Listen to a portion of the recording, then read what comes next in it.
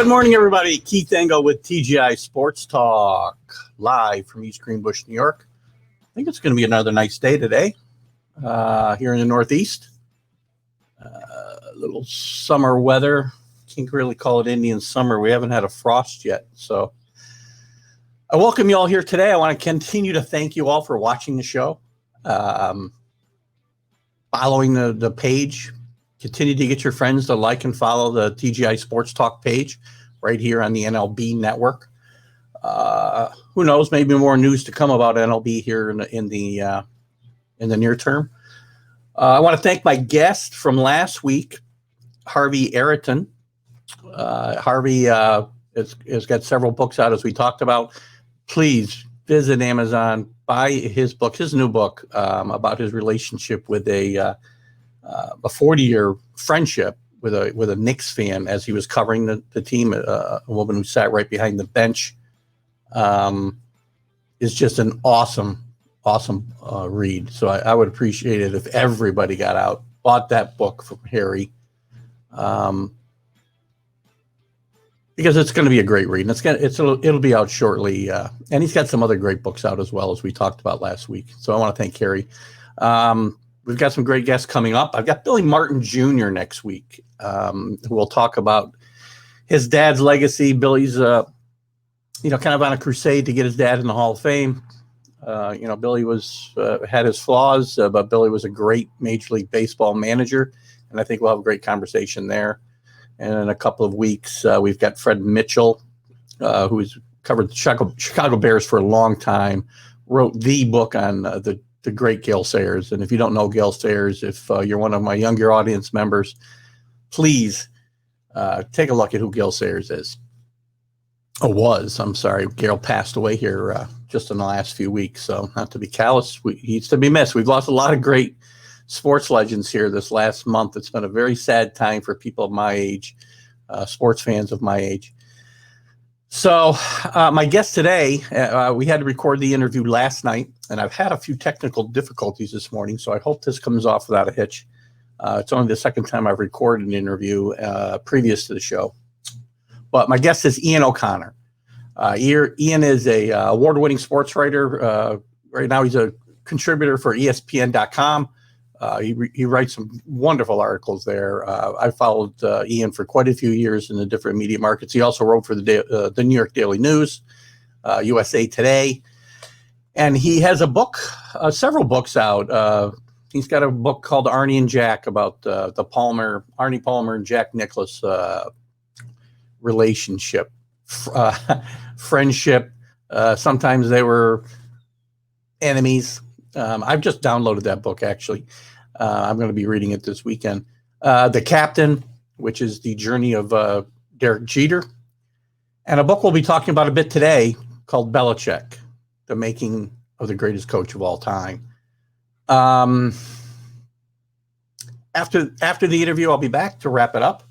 You guys can certainly ask your questions as you normally would in the room. And I want to say good morning to Dave Guyette, who I can see here.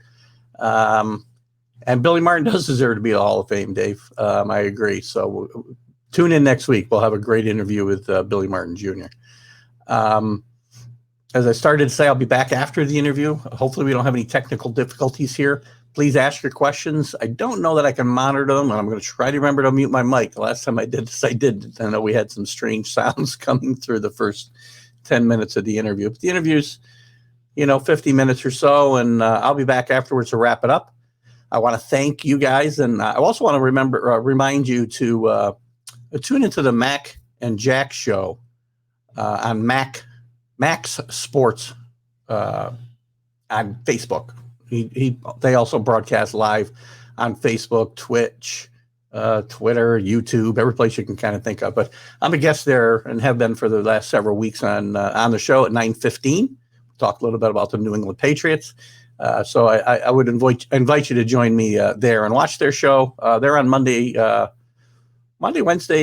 through Sunday, I think, 8 to 10. So they've got a little bit more time to put to this. I know they're busy guys too, but join me on Fridays, 9:15. I have a great, 25-minute segment with them, and it's very enjoyable. So without further ado, I want to bring in Bill Belichick. Boy, if I was bringing in Bill Belichick, it would be a very quiet hour, wouldn't it? So anyway, let's see if we can share this interview with Ian O'Connor, again, ESPN.com writer. And you'll hear some interesting stuff here. And please post your comments, post your questions. I'll certainly get to them as I can. I promise you that. And I'll see you after this interview. Fingers crossed.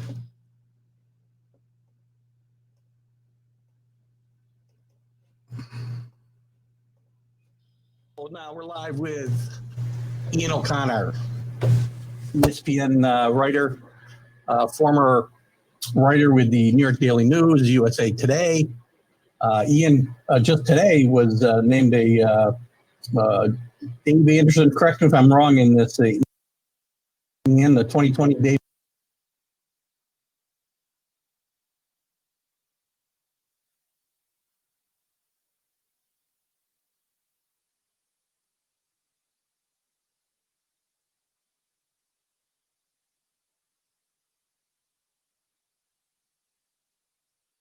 Writing award, a winner.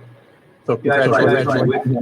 Thanks, Keith. Yeah, with the Pro Writers America. Anything associated with Dave Anderson, very good by me. So I was humbled by it. Yeah, he's a well-known name. It's funny because I was looking at your bio on Wikipedia, and there was an interesting line there. It was giving all your some of your accolades and your past jobs, and it said, "Are you seeing your Wikipedia page lately, by the way?" I'm sure somebody's altered it to some degree. Ian looks and is very unathletic. I'm going to have to go in there and change that. That is a fallacy. You certainly look very athletic. I don't know about how athletic you are, I assume you are. No, that probably was a relative of mine who inserted that line, but that will be fixed. The problem with, I'm glad I could point out to you, that's the problem with Wikipedia is you can kind of just make it up as you go along. Yeah, actually, my coaches in high school might agree with that assessment. But one of my coaches was actually the father of Greg Olson, the tight end for the longtime tight end in the NFL. Obviously, spent most of his career with the Panthers. And when I was a freshman and a sophomore at St. Cecilia High School in Englewood, New Jersey, where Vince Lombardi coached, he was my head coach. And when I was that, I was terrible when I was that young. So I'll never forget the amount of times he grabbed me by the face mask and pulled me in. Of course, back then, you could, as a head coach in high school, you could do basically whatever you wanted. And he was an intimidating, big presence in my life during those 2 years. And he's about, you see how big Greg Olson is. He was about the same size. And to me, as a 5'8", 140-pound high school freshman, he looked like he was King Kong. So that was quite an experience. But yeah, so maybe one of my high school coaches actually inserted that line into my entry. Well, now you got the ability to go back and change it. So, not to get ahead of ourselves here, but it's got to be interesting to have gone to the same high school as Vince Lombardi. Well, he didn't go there. He coached there. I'm sorry. Oh, he coached there. I'm sorry. He coached there. He coached football and basketball. Yeah, sorry. I did mean that. He coached there, and it's got to be a bit tough for you sometimes to. I think you're on record as saying Bill Belichick is the greatest coach of all time. I am. Yeah. Well, it wasn't an easy decision to come to on that call because I love everything about Lombardi. He actually lived about 6 to 8 houses away from where I grew up in Englewood, New Jersey, when he was coaching at St. Cecilia's back in the early 1940s, late 1930s. And so obviously he won the 5 championships with Bart Starr and the Green Bay Packers, an iconic man in iconic times. But I think Belichick did it at a time when the entire sport was designed to prevent you from having a dynasty. And back in the day, if Vince Lombardi told you what you were going to make in terms of your salary and whether or not he was going to get rid of you, you had no say in the matter. Now, of course, with free agency in sports, it's a whole different culture and ballgame. But right now in the NFL, when you look at the cap, free agency, the schedule, it's all designed to prevent you from having a dynasty. And yet Belichick has found a way to deliver the greatest dynasty in the history of pro football. So with 6 rings, listen, if Lombardi lived longer, the tragedy of the end of his life is factored into this conversation, unfortunately. Had he lived longer, maybe we're having a different conversation. But I would go Belichick 1, Lombardi 2. Well, I'm a bit biased as a Patriot fan, but I'd have to agree. I mean, is it possible that this type of run can ever happen again? I don't think in the NFL, in our lifetime anyway. Hopefully that's many years still to come. But I just can't see it. Is it possible that Andy Reid and Patrick Mahomes could win 3? Yeah, I see that. But somebody coming along with a franchise quarterback like Tom Brady and finding a way to win 6, I think it's impossible. I think we'll probably never see that again. And it is more difficult in the NFL where everything is shared and they really do try to knock you down when you're on top, and through the draft, when you're at the bottom, try to give you Trevor Lawrence to get back to the middle and then to the top, and then they'll knock you down again with the schedule and the cap. And when you win a championship, everyone wants to get paid, and you can't keep everybody, you can't pay everybody. So I do not think it will ever happen again. And think of the good fortune that visited the Patriots for it to happen. Belichick was 5-13 in his first 18 games. Nobody, including myself, advised Robert Kraft to hire him in the first place. I wrote an infamous column in 2000 saying it was a lousy hire. I've heard about that for a better part of 2 decades. And yet he made the hire. And Tom Brady was the 199th player taken in the draft. And Bobby Greer was an executive with the Patriots at the time. He called the Michigan football coach, Lloyd Carr. He had a relationship with him. He was the only NFL executive to call Lloyd Carr before the draft to ask about Tom Brady. And Belichick had a quarterbacks coach, Dick Rabine, who scouted Brady and Tim Rattay going into that draft. Belichick assigned him those 2 quarterbacks that I may want to. We had Drew Bledsoe, about to sign that $100 million deal that Kraft gave him, franchise player, franchise quarterback. But we may want to draft somebody in the later rounds as a backup, as insurance. And he wanted to look at those 2 players, Brady and Rattay. And Dick Rabine went out and did that and came back. He didn't dislike the other prospect, but he came back raving about Tom Brady. And he wanted the Patriots, even as early as round 3 or 4, to take him. Well, they waited, of course, until round 6. And so here's a quarterback nobody wanted. The head coach, after his failures in Cleveland, that people in the league office were telling Robert Kraft not to hire. He goes 5-11 in year 1, starts year 2, 0-2, fans calling for his head. Kraft has a new building going up next door from Foxborough Stadium, worried that he's not going to be able to sell season tickets and fill the new. And I was at that game. I was on the sideline when Bledsoe got hurt. The Mo Lewis hit, he's still the loudest hit I've ever heard on any football field on any level, knocking Bledsoe out. And Brady trots in, and the rest is history. Bledsoe never got his job back. You know, it's funny. I've always maintained that Drew Bledsoe was the MVP of that team because he wasn't happy about not getting his job back when he got healthy. But he didn't make, like a lot of players would have, made a big stink about it. And he was actually ready to play when they needed him in the playoff game against Pittsburgh too. So Mo Lewis might have been the MVP of the league. Well, that's a good point. Brady dynasty, but remember that Bledsoe. You have to give Bledsoe and Belichick credit for this. In the AFC Championship game in Pittsburgh, so you're on the road against a good team. Brady got hurt. Yep. It was an ankle, if I remember correctly, and Bledsoe had to go in there and finish off that game. Not just he went in, if I remember right, it was the end of the first half, early second half. So he played quite a bit of that game. And he wasn't great. Threw 1 touchdown pass, missed a couple of throws, and he almost had a pass intercepted that could have been fatal. But at the end of the day, he did enough to get them to the Super Bowl so he could hand it back to Brady. My understanding is, I know at the time, it was portrayed by the Patriots and others as this really difficult decision to go either Bledsoe or Brady coming off the injury. My understanding of the reporting I did for my Belichick book, there was no question. As long as Brady could walk, he was going to start that game. But they wanted to be respectful to Bledsoe going into that Super Bowl. Sure, and I think that was the right call to make, too. So you talked about the book, and that's obviously where I want to start. I mean, what was the driving force behind me wanting to write this book in the first place? Well, it starts with, I guess, that column that I wrote back in 2000.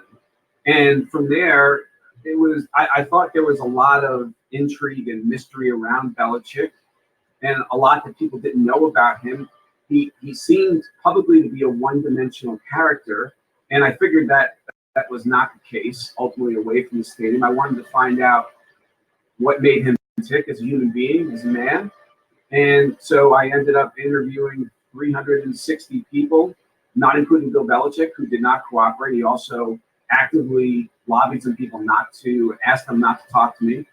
And that's okay. He certainly didn't owe me anything, and that was his prerogative to do that. But I was still able to talk to many, many people, some that he has no idea about, that they did talk to me, maybe not for attribution, but for background. And so I wanted to explain how this happened. How did this person become the greatest pro football coach of all time? And hopefully I pulled that off. I think you did. It's really a great read. If anybody hasn't read it, please look for it. It's on Amazon, and I'm sure many other outlets. I got it on Kindle myself.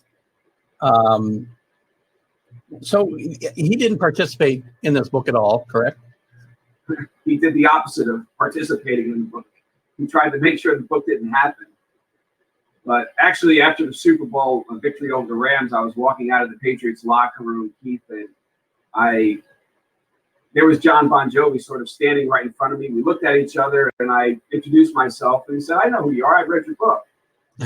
And he said, because he's been friends with Belichick for, 35, 40 years, right. and good friends. It's not a fake celebrity athlete or coach relationship. They are legitimately good friends. Belichick has gone overseas, even touring with them. And so he said, has Bill ever said anything to you about this book? And I said, John, you've known him for 35 years. Do you really think Bill's going to come up to me and say something about this book that he wanted no part of? So he goes, well, listen, I thought it was, when he told me, I thought it was great. I thought it was, the biggest thing is I thought you were fair to Bill. And I know other friends of Bill who feel the same way. And that's why I wondered if he had said anything to you. And I said, no, that's fine. And I appreciate you saying that. And so I did want to be fair. I wanted to be accurate and really put together the defining portrait of Belichick. I don't think anyone had done that to that point. And my goal was to do that and have it stand basically forever as the defining document on his life and career in the NFL. Why do you think he didn't want to participate? Is it just because who Bill is in that arena? Or, I mean, it's nothing against Connor, I'm assuming, but. Well, part of it might have been that column. Well, that's true.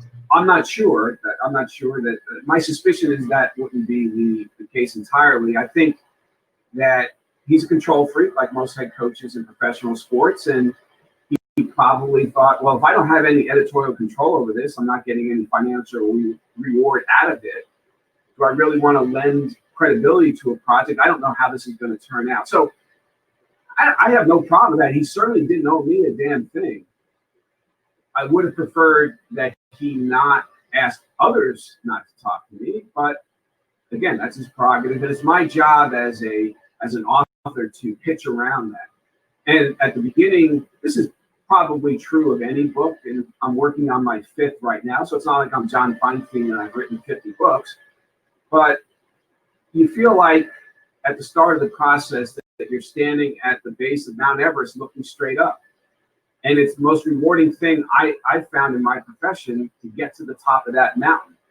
And it's a struggle. The hardest thing I've ever tried to do was that Belichick book. That's by far the hardest thing or challenge I've ever taken on and embraced as a sports journalist. And I may say the same thing 20 years from now. Yeah. How long did it take to actually write the book and get it out?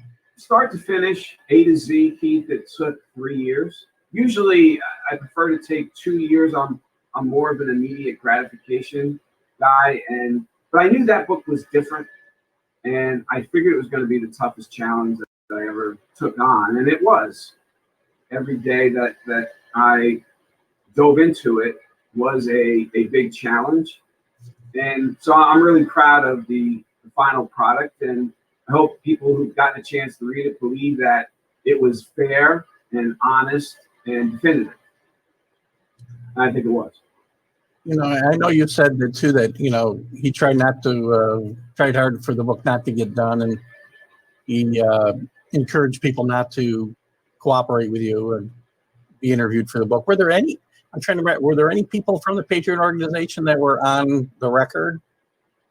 I did talk to some players who agreed to be quoted on the current roster at the time I was doing the book. I talked to many players from past Belichick teams, both in New England and Cleveland, who were on the record, and executives and coaches. But as far as when I was reporting and doing the research on that book, active members of the Patriot organization, whether it's players, coaches, executives, there was a handful of people in that realm who did agree to on-the-record interviews. Not many.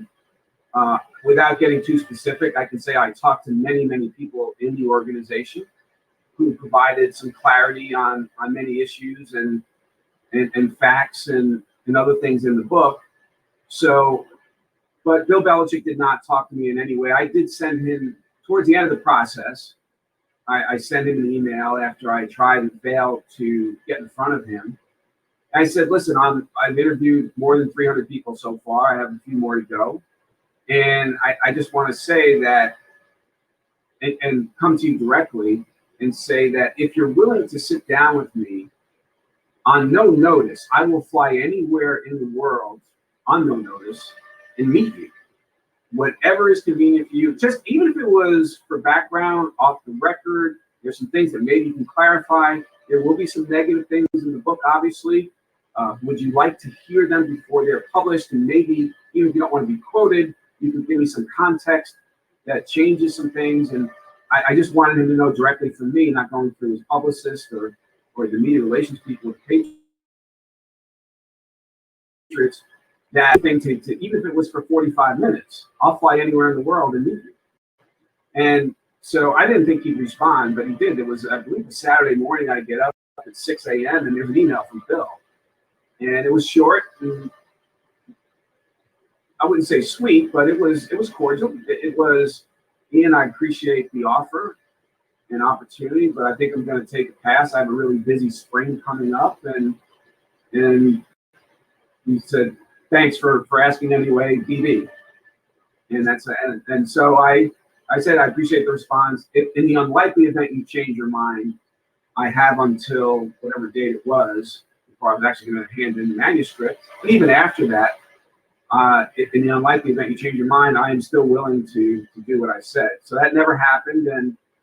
And again, it's his prerogative. And hopefully he got a chance to read the book. And I'm sure there are things in there he didn't like, maybe didn't agree with, but that he at least thought it was fair. Do you think Bill reads a lot of his press? He's human. I think they all do to some extent, despite the fact that many athletes and coaches say they don't. I just don't understand as a human being how you can stay away from all of it, not have some curiosity about what people in a public forum are saying about you. And so, or at the very least, if he's not doing a ton of reading, and I think he does, and he's got people who will feed him clips, printouts from the internet, and so he needs to know what people are saying, what's going on, what the conversation is around his team, because it could affect the way he coaches going forward in succeeding weeks. So I think he does care, actually, how the media covers his team.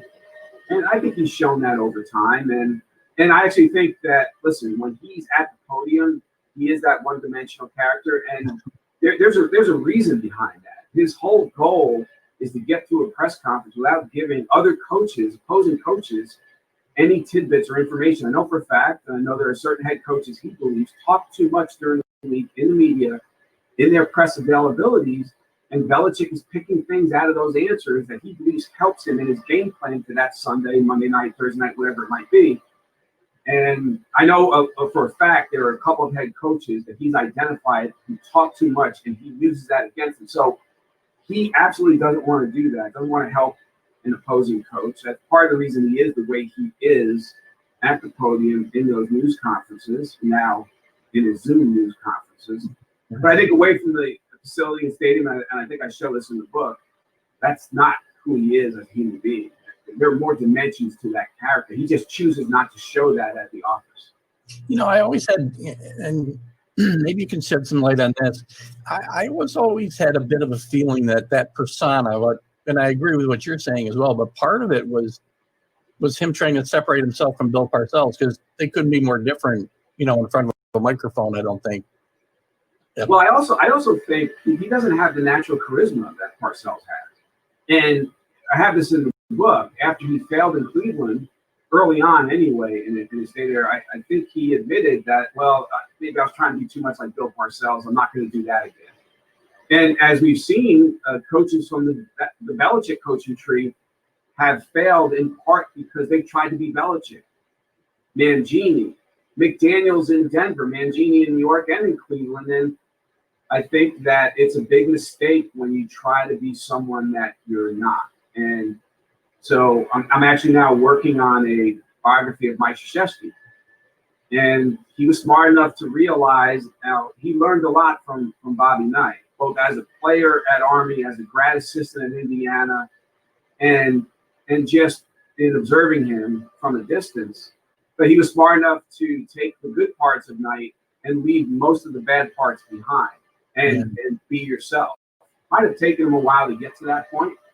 And so I think a guy like Brian Flores, who I really liked before he got hired in Miami, I think he's a guy smart enough to realize I need to be myself. I grew up in Mike Tyson's neighborhood in Brooklyn and Brownsville, and I'm going to be who I am and the way I was raised. And I'll add some Belichick elements to my approach, but bits and pieces here and there. He learned from the greatest ever, so you'd be a fool not to bring some of that program with you, but it's got to be only parts. It can't be the whole thing, or else players are going to see through that, and you're going to get fired. Yeah, he's doing a good job, too, I think. He's got that team headed in the right direction. You know, it's funny you talked about the coaching tree. You're anticipating places I want to go. It's very interesting, which might be scary for you if you're reading my mind, by the way. But the coaching tree hasn't been that successful. The only one I can think of, you know, and Flores still has to prove himself. The only one I can think of, and it's really a small branch of the tree, is Nick Saban. I can't really think of anybody else that's been really that successful. No, look at Matt Patricia. That's not really working out, or at least to this point it hasn't. And Charlie Weiss had, a good season at Notre Dame. He started with Parcells anyway, it was brief. So I don't know which tree you were like. He's really more of a Belichick tree guy than me. McDaniels will get a second shot at some point. Surprising it's taken this long, although he had an opportunity to go to the Colts and then he backed out of that deal. So you're right. There haven't been many success stories coming out of the Belichick family. And so I talked to a number of executives around the league about that. And I remember one said, the reason why these guys are failing is because, well, there's two reasons. One, they're not Bill. And two, they're not bringing Tom Brady with them. Right. So look at Belichick's record. I'm not knocking Belichick for this without Brady, because all great head coaches, whether it's John Wooden with Lou Alcindor / Abdul-Jabbar, Bill Walton, Joe Torre with Derek Jeter, Mariano Rivera, Red Auerbach with Bill Walton. It's just all great coaches. Phil Jackson with Michael Jordan and Pippen, Shaq, and Kobe. If you don't have great talent, you're not going to go down as a great coach. It's not happening. So I'm not knocking Belichick. He's the one who drafted Tom Brady. Nobody else did. So he deserves credit for that. But without Brady, his record is what it is. And so that's a big part of it, that at the centerpiece of his program, he had a player that was willing, despite the fact that he developed into a franchise player and a franchise quarterback, he was willing to be treated and coached like he was the last man on the roster. And that set an example for the rest of the New England Patriots in meetings when Belichick aired out Brady in front of everybody on the practice field. Not that the one thing I really like about Belichick, not the only thing about his coaching styles, he's not a berater. He's not a screamer in practice. Parcells is. I don't really like screamers and beraters. Right. He is sarcastic and biting with his humor in the film room, and he'll call you out, but he's not really a screamer. But he would call out Brady in front of the entire film room or meeting room or practice, and Brady accepted that coaching. Now, after 20 years of that, where every mini camp in May or June, every practice is treated like Game 7 of the World Series, I had a friend of Brady tell me he was Belichick out. And I think what human being wouldn't be? They both really needed a change of pace and just to breathe some fresh air with somebody else in their life. It was the greatest marriage in NFL history. Yeah. After 20 years, it was time. They wanted something different. And so it played out the way it did with Brady leaving. But if Tom Brady doesn't walk into his life, it doesn't happen. But so he needed a special player, one, and two, that special player had to be willing to be coached the way Belichick wanted to coach him, and Tom Brady was, and he deserves credit for absorbing that for 2 decades. Yeah, I think the 20 years we talked about, I mean, there might have been a few special years in there with one or the other, but I don't think that you have the entire 20-year run without the two together myself. If Belichick found another quarterback who was better than Drew Bledsoe, better than Bernie Kosar in Cleveland, maybe Testaverde did some winning for him in Cleveland the year, Belichick's good year there, the one good year he had where he went 11-5 and he beat Parcells in the playoffs. Yeah. Testaverde had played well for him. So somebody at that level or maybe a little higher. Let's give Belichick and Eli Manning. He's going to win. Well, Eli won 2 with a good coach, a very good coach, borderline Hall of Fame coach. Belichick probably wins 3 with him. You give him Chad Pennington stays healthy. I think Belichick can find a way to win 2 titles with a Chad Pennington, a quarterback of that level, on that level. So, but he got a little lucky, but luck is the residue of design, and it was his design to draft Tom Brady in the first place, and so it paid off in a staggering way. Yeah, I mean, you're right, and the fatigue factor becomes huge. I mean, I've heard reports that things really started to hit, and you could probably confirm this because I would think you were researching your book about this time. There was a whole Garoppolo situation, obviously, but I heard also a big thing that doesn't get talked about a lot is that Brady and Gronk both had a big problem with the benching of Malcolm Butler in the Super Bowl against the Eagles. And that was really one of the linchpins to the thing starting to fall apart. No question, and Bill never really adequately explained what went on there. There are many theories that have been floated, and he was trying to do something there, maybe get bigger in the backfield, and he was very concerned about those big running backs the Eagles had, and maybe try to make Nick Foles beat you in the air or beat us in the air, and he did. He was capable of doing that. So I didn't really have a major problem with him trying something different there in the first half. But at halftime, it was clear Nick Foles was prepared to beat the Patriots. And so to not come back to Butler in the second half, to me, that was the unforgivable non-coaching move in that Super Bowl. But players were very upset about that. Yeah. And the one thing about Keith, about Belichick, when you're playing for him and talking to so many players who did play for him over the years in Cleveland and New England, is, and particularly in New England, of course, he gives you the best chance to win. That's going to help you win championships and make more money. So that's good, and you accept that. You accept Belichick when he's doing that. But when he doesn't give you the best chance to win, which he did in that Super Bowl against Philadelphia, then you act out. And you saw on social media after that Super Bowl, guys were acting out. And Brady acted out. Mm-hmm. And I know for a fact that into March, he was thinking of walking away from the Patriots. It wasn't simply because of the Butler benching. There were other things going on with Brady, Alex Guerrero, and just the way he felt he was being treated after everything he had done for Belichick and the franchise. And ultimately, he decided to stay, but he boycotted some of those workouts. He was the only starting quarterback to not show up at OTAs, and he was sending a very direct message there. But their relationship got repaired. They won again, and everyone lived happily ever after until Tom Brady decided to walk away. And he felt he was clearly being pushed in that direction anyway. You can argue it was Belichick who really made the decision for him, but Brady's the one who went to Robert Kraft and said, I'm going to leave. And I think he was maybe trying to beat Bill to the punch, and so he did. I kept expecting Kraft to step in, to be honest with you. I mean, knowing him and Brady's relationship, at least from what I had seen and heard, I kept expecting him to step in and say, you can't do this, and to Belichick. But what about that relationship and his input in this whole process? Well, that trinity is very interesting. It was always Brady and Kraft. They lived right next to each other. They were practically neighbors. And so that was where the love was in the organization. It was between Tom and Robert.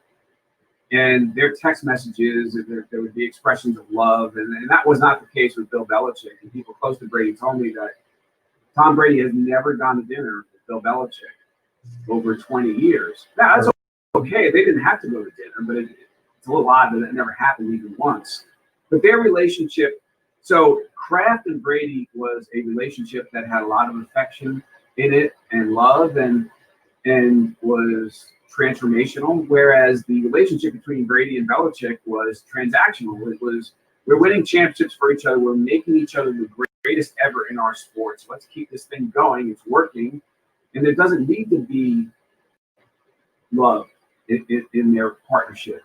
Now, after they won the Super Bowl, at times on the field, maybe you saw some of that love come out. But other than that, it was, hey, we're here to win. We win together. We're better together than apart. And that's what our relationship is about. We don't have to go to dinner. We don't have to be buddies. We're not going to be buddies. But it did work. And Robert Kraft probably does not get enough credit for keeping it together, keeping Bill in house. There are a lot of owners in the NFL who could not deal with Belichick on a day-to-day basis the way Kraft has over the years. And he probably doesn't get enough credit for that. Yeah, he's been a great owner. When he came in, I was like, he's had some interesting moments through the years, like at the end of AFC championship games where he may have been celebrating a little before the game got over. My buddy and I always joke about it because the very first time they went to the Super Bowl and they lost to the Packers, oh my God, that his interview after that game, you could hardly understand him. I'd been out all day, and you could understand me more than you could understand Robert Kraft that day. But he's been a stalwart, obviously, and he saved the franchise from leaving the area to begin with. And you can't. I agree with you. You can't say enough about Robert Kraft. Listen, he has his flaws, and well.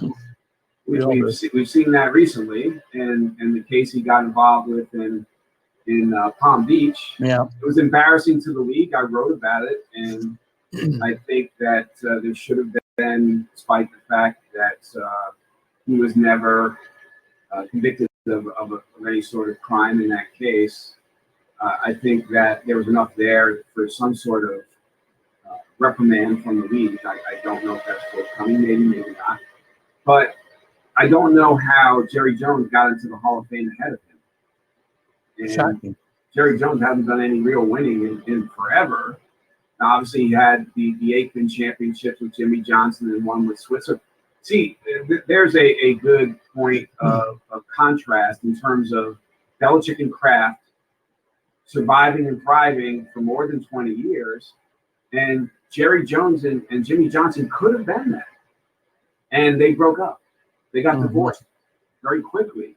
And had they stayed together, the fortunes of the Dallas Cowboys, the team I grew up worshiping, would be perhaps would have been entirely different. And so that's where, when you're looking at Kraft Belichick, you say, well, Jones and Johnson could have been that, but egos got in the way and they got divorced. And Kraft and Belichick never did.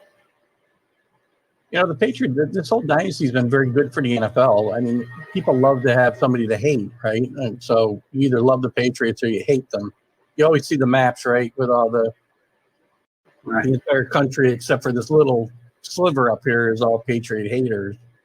I'll tell you a funny story before we move on here quick. I was on a cruise when they beat they came back and beat Atlanta in the Super Bowl. Super Bowl, what was it, 50? I can't do the Roman numerals anymore. 51 maybe. Yeah, Anyway. what was it, 52, whatever it was. Yeah, Yeah, maybe it was 52. I was there. It was a memorable one, but You never saw. I mean, there was about 5 Patriot fans on the ship, and I got up at 5:30 in the morning. We got our places where we were going to watch the game, so I was out there on that deck from 5:30 in the morning till 11 o'clock at night. And they were loud, and they were so happy. Everybody on that ship during that entire game until what we all know happened. And I swear to God, there was only 5 of us left on the deck by the time the game was over. So, but I think you for could football, feel that if you were in the building, and I was, you could feel that coming.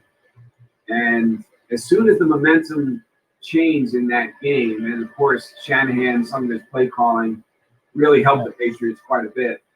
But only Belichick and Tom Brady and that team and that program would have been able to pull that out, right, from 28-3 to winning maybe the most memorable title. Other than, I would still say that the greatest win in franchise history is that first Super Bowl over Rams. What appeared to be an unbeatable Rams team, particularly that offense. So that started everything. You probably put the victory to come back over the Falcons at number 2. It's hard to beat that first one over the Rams, but I was in the building, and that was something else. It had to be amazing. It had to be amazing to be there. I somehow kept my faith. I was, people were putting life preservers on me like I was going to be jumping overboard, but I managed to stay the course and see the victory. So also the value of James White, the ultimate Patriot, in a way, the guy who, even coming out of high school, he wasn't even the most heralded guy in his high school backfield. He goes to Wisconsin. There are other running backs ahead of him who are big-time players. He ends up he's not a first-round pick or anything, but as soon as he got picked by the Patriots, his coaches in Florida in high school and at Wisconsin, they're like, wow, that's a perfect match, Belichick and James White. He is the ultimate Belichick Patriot way player. He grew up the son of a police officer. Unfortunately, he died recently in a car crash. I talked to him at length. His father he raised his son basically to be a patriot. Their household was the Patriot way, a law enforcement household. And so it really was the perfect match. But without James White, they're certainly not winning that game. Oh, without a doubt. So going forward, well, actually, let me stay backwards a little bit. So we know what Parcells' legacy is, right? You think he's the greatest coach of all time, just ahead of Lombardi. I've got him there as well, of course. Belichick, not Parcells, yeah. Oh, I'm sorry. Jeez, good grief. That's the worst. Big Bill and Little Bill. Gosh, Belichick's never coming on my show. His legacy, how much is it tarnished by Spygate? I mean, even Deflategate, which it wasn't Bill, it was Tom. But, we had the whole press conference with oh, my God, it was the worst 2 hours of TV I've ever seen. But is his legacy going to be tarnished in the long term by all of this stuff that's followed him around? A little bit, sure, or a lot. It depends on where you live and how you look at it. I think there's certainly those 2 cases are triple bogeys on his scorecard. There's no doubt about it. I think it's interesting. How much did Spygate really help them? That's one question I would have loved to have been able to ask Belichick. The risk reward there was out of whack. I don't think they gained a ton. It was an advantage. I didn't think it was a very significant advantage based relative to the risk involved, because if you got caught, and Mangini, remember, of course, they got caught in that Jets game in 2007, that opener. Mangini had sent word to Belichick, don't do this in my house, because Eric was there. He knew the program. He knew the cheating was going on. He was part of it, and he benefited from it. And I don't think he cared if he continued to do it against other opponents, but just don't do it against my New York Jets in my building. And Belichick did it anyway. And there's a great story in my book. One of my favorite stories in the book is finding a couple of state troopers and police officers who ended up sort of negotiating in the bowels of Giant Stadium in possession of the tape. The camera and the tape were seized. And they had Patriot security on one side of the room and Jet security on the other. And these guys didn't know what they had in their hands. They had the Spygate tapes in their hands. They weren't sure what it was. They're trying to figure out what exactly happened and why the Patriots were doing what they did. The Patriot security chief was arguing to get the tape and the camera back, saying, "You're stealing our property." The Jet security guy or guys are arguing that they're cheating. This has to go to the league. There needs to be an investigation. So had those state troopers and police officers, if they had given that tape back to Patriot security, Spygate may have never happened. But it did happen, of course. And I would have loved to have asked Belichick why. And most people who've looked at the case, even Patriot haters, say it probably wasn't that big of an in-game advantage. Then why do it? Of course, it was an advantage, or else they wouldn't have done it. But the risk was so great that you would be tarnished forevermore. Why would you go with that? And so I didn't get a chance to ask him that question. I do think that when people ask me, do you think the Patriots won Super Bowl because they cheated? I say no. Did they cheat? Yes. Is that the reason they won? No, but they did it. And if you believe in your heart that that is a significant reason that they pieced together a dynasty, you have a right to believe that. I'm not going to try to even talk you out of that. But based on my reporting, research, my observation of their program, practice, and the way they attack every day, attention to detail, situational football that they practice in ways that no other franchise really does, and having an all-time, the greatest football player probably of all time, sort of fall into their laps. Belichick buying enough time for himself in that second job to hang on long enough to show his genius. Those are the reasons why they won 6 Super Bowls. But if you want to believe otherwise, again, I'm not going to try to dissuade you from having that viewpoint. Yeah, as a Patriot fan, I've always been a tad angry because I felt they did things they didn't need to do to win, and it didn't need to be this way. So before we wrap up on the book, I have to touch on one passage that I found really interesting. It's at the very beginning of the book, I think, about Belichick's dad and an experience he had in the Navy. Yeah, so Steve Belichick, who ended up being a lifer coach, most of his time spent at the Naval Academy as an assistant coach, was never a great head coach, had one head coaching opportunity at a small school, Hiram in Ohio, and didn't have a great record, and basically was a lifer assistant coach. But during World War II, before he started his coaching career, he's in the Navy, and he's stationed on Okinawa, which would have been a staging area or one of the staging areas for an invasion of Japan that thankfully did not happen. It would have cost us a lot of American lives. And so he's in the officers club, and one day an African-American officer, one of the first in the U.S. Navy, named Samuel Barnes, who later became an executive with the NCAA, he walks in. They sort of knew each other a little bit, but as he walks in, every white officer in the club walks out in protest, basically, that this black man is just coming to our club, except for Steve Belichick. He stays, asks Samuel Barnes to sit down. They have lunch. They become friends. For a period of time, they were roommates. And so Samuel Barnes passed on that story down through generations in his family, and the Belichick name in the Barnes family is gold because Steve Belichick he didn't do anything special. He just showed common human decency to a fellow man and officer who certainly deserved it. But I think in a way that people sometimes ask how Belichick relates to the modern athlete, more specifically the modern African-American athlete. I think he grew up in a household that was ahead of its time in America. And I think the impact of his father and what they believed, his mother as well as a teacher and a good-hearted woman, I think did ultimately help Belichick in terms of dealing with his players. Yeah, it's a great story.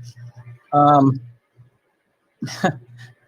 getting past the book a little bit, but still sticking with Belichick and Brady for one more second. I know you've talked, and I don't know if it's recently or a while back, but Brady used to always talk about playing till he's 45. I believe I've heard you talk about the fact you think he'll play till he's 48. Who's going to last longer, Belichick or Brady? I think Belichick, because it's easier to coach than it is to play. Yeah. I think Belichick is going to go into his 70s. Brady, I had a conversation with him, I think it was in 2015, it might have been 16, where in the spring, and I asked him how long, and if your wife is really on board. And I think there was a little bit of a misnomer, Keith, in that his wife wanted to drag him off the field and get him home. His wife is one of the few people on the planet who understands what it means and what it feels like to be the best in the world at something.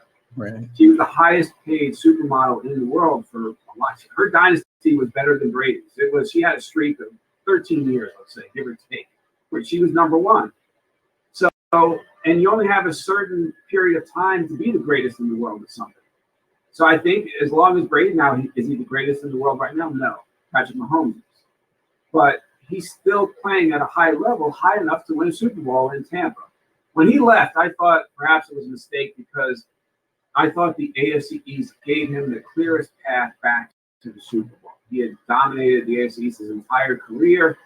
And though Buffalo has played good football and they're maybe coming on as a program, I felt that the Saints, now I didn't really anticipate that Drew Brees was going to drop off to the extent that he appears to have dropped off. Yeah, it looks like it. The Saints are a program that Brady has never faced in the AFC East, and that was going to be a problem. Well, we'll see, right? The jury's still out on that.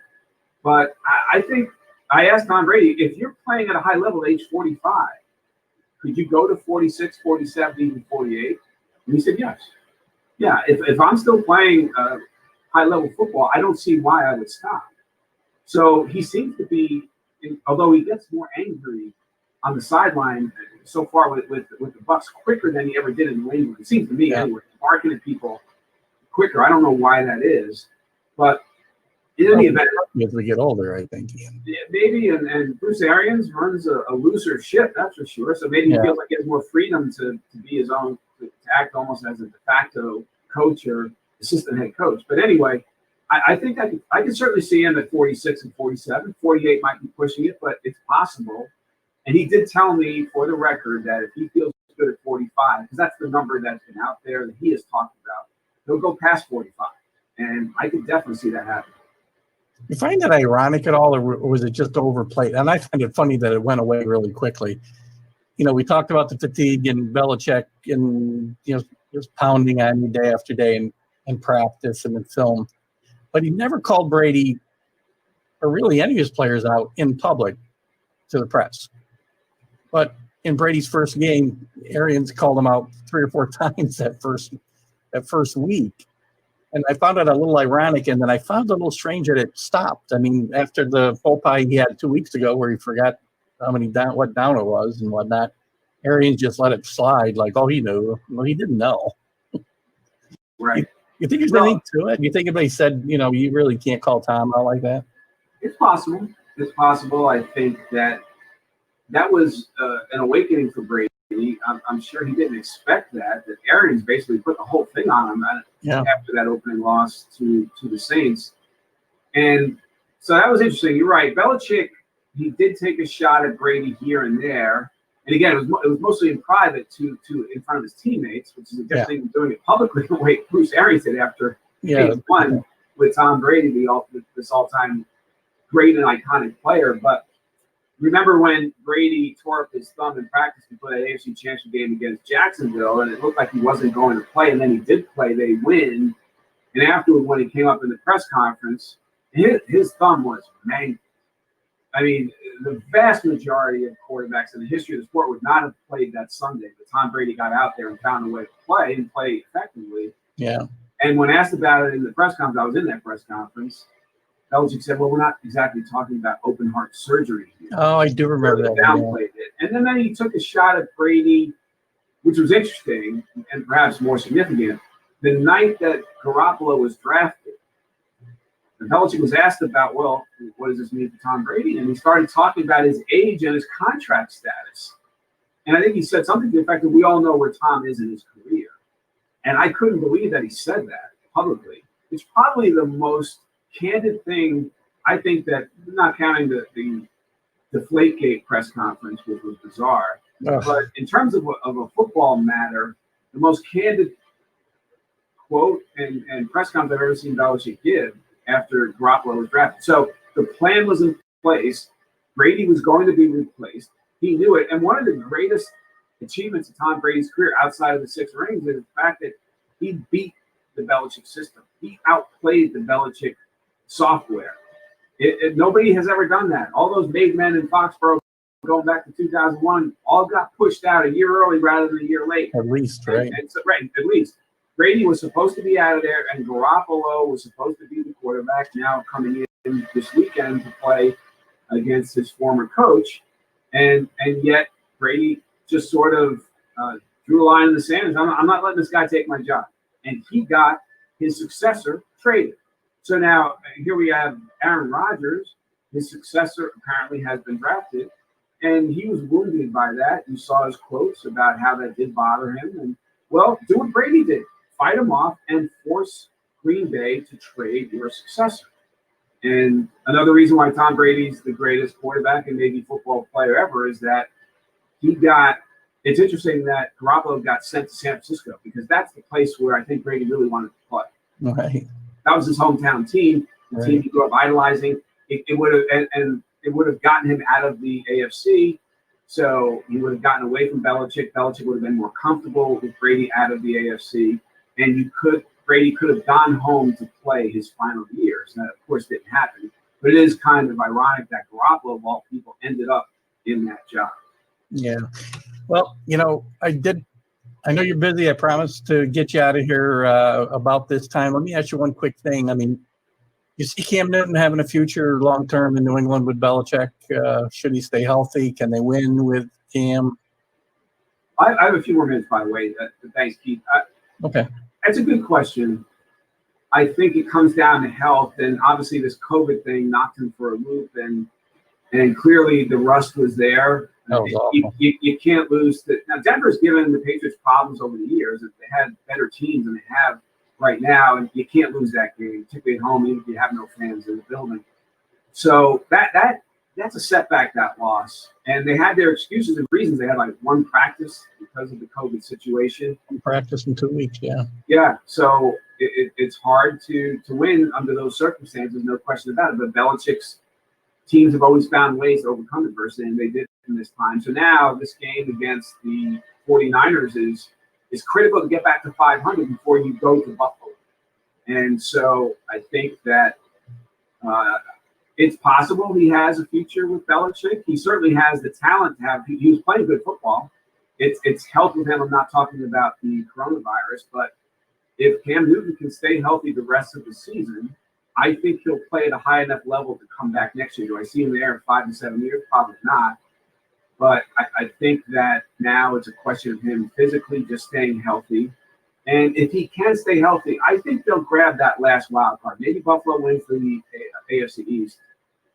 But I think the Patriots, now with the expanded playoffs, can still get in there. They have a tough schedule. They've had a tough schedule. I thought it's a shame because if Cam Newton were healthy, I think Kansas City was beatable that night, even though the game was in Kansas City. I don't think the Chiefs played a great game. And it just was not, with Brian Hoyer, a winnable game. And it was unfortunate that it played out the way it did. But I think that it's a long way of saying I don't know, but I think if Newton is healthy the rest of the season, I think he'll play effectively enough to come back at least next season. Yeah, well, the downside, well, that's not a downside. If he plays well and stays healthy, he could potentially command a longer-term contract for more money than the Patriots are willing to pay him. That'd be my worry. Yeah, that's possible, sure. But if he finds a comfort, he seems to enjoy being in New England, and you're with the greatest coach of all time. And so, to me, that's worth giving up a little money, maybe not a lot. And so he may decide, listen, this season was a crazy season. We had some opt-outs that hurt us, particularly on the defensive side of the football. And those players, some of them will be back. And I'll be better with Belichick and Josh McDaniels with a year under my belt in this system. So I hope that partnership works out. I'd like to see Newton stay in New England and make that work. And I think there's still a pretty good chance that will happen. Well, I appreciate you. You've obviously got some great inside knowledge on the subject. Ian, and I appreciate you being with me. I want to get into more subjects, but I hope I can get you back on sometime because I'd love to talk about the Jeter book. I haven't read the Arnie and Jack book, and I'm actually going to get that to read immediately. But you've written about some iconic sports figures, obviously, and now you're writing a book about Mike Krzyzewski. How far along are you there? I still have a ways to go. I have to get it done by May. So it's when you're doing a book, it sort of hovers over you every second of every day. And yeah. So the same thing's happening. I'm living through it right now, but it's very rewarding at the end of the process when you have that book in your hands. So I'll get there. I'll find a way to get over the goal line, but there's a lot of blood, sweat, and tears along the way. Well, I'd love to get you on and chat with you about that book as well. Is there a figure out there that you can kind of point a finger at and say that's my ultimate goal of writing a book about this person or this topic? I don't have one right now. I'm so focused on right now. To me, it's Coach K. I haven't done it. I haven't finished it, and I guess there was a little bit of a natural progression from Belichick to Coach K. They're arguably the two best to ever do it in their sports, and they have a little bit of a friendship. And so, but I think after this one, I'd like to try something different. So it won't be a coach again. I don't want to do 3 coaches in a row, 3 iconic coaches in a row. So I think I'll be looking for a different challenge, maybe even outside of sports. I've thought of doing maybe an iconic figure who's not an athlete or a coach. And again, this will be my 5th sports book. So that's a challenge I think I'd like to take on at some point. Well, I'm sure we'll all look forward to it. I thank Ian O'Connor for being my guest today. He's the author of Belichick, The Making of the Greatest Coach of All Time. I didn't mess that up today. Nope. Also, the journey of Derek Jeter. Excuse me, I'm having trouble speaking this late at night. Arnie and Jack, obviously the Palmer-Nicholas Gulf's greatest rivalry. I'd love to get you on and talk about some of those topics as well sometime. And this has been a really fun time for me, and I appreciate you being with me today. Well, it was my pleasure. Thanks, Keith. Best of luck with your show, and look forward to talking to you again. All right. Thank you again, and we'll be reading your articles as we go forward. Thank you.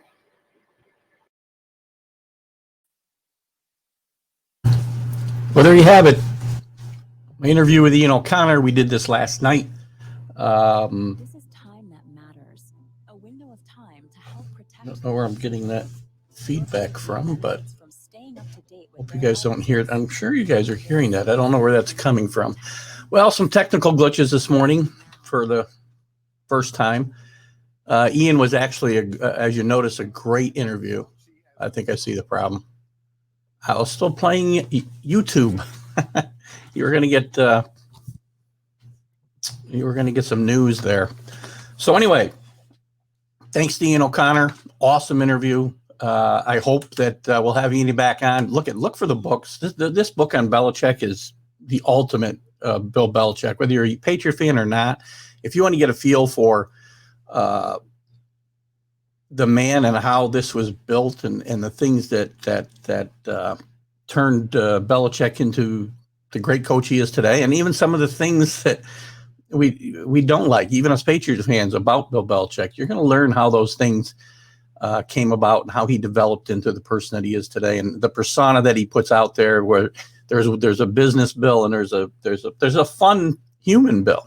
John Bon Jovi. You heard Ian talk about John Bon Jovi being his friend for 30 plus years, and somebody who's in their right mind is going to think, oh my gosh, Bill Belichick and John Bon Jovi, of course they're friends. There's a difference. There's a different Bill. There's multiple Bills. But it was a great interview. I want to thank Ian for coming on. I know that he's very busy, as we've talked about over the past several weeks and maybe months trying to get Ian on. He's really focused, laser focused on getting this book done. So his time is very precious. So again, thanks to Ian O'Connor. I want to remind you guys that I will be on. I want to thank all of you who are here. Please like the page, follow the page, share the videos. We're growing. I'm going to continue to grow. We'll be here Sunday, 9 a.m. for our weekend recap. We'll look at the whole college football schedule, the Big Ten jumping into the action this week. So things are going to start hopping on the college football scene.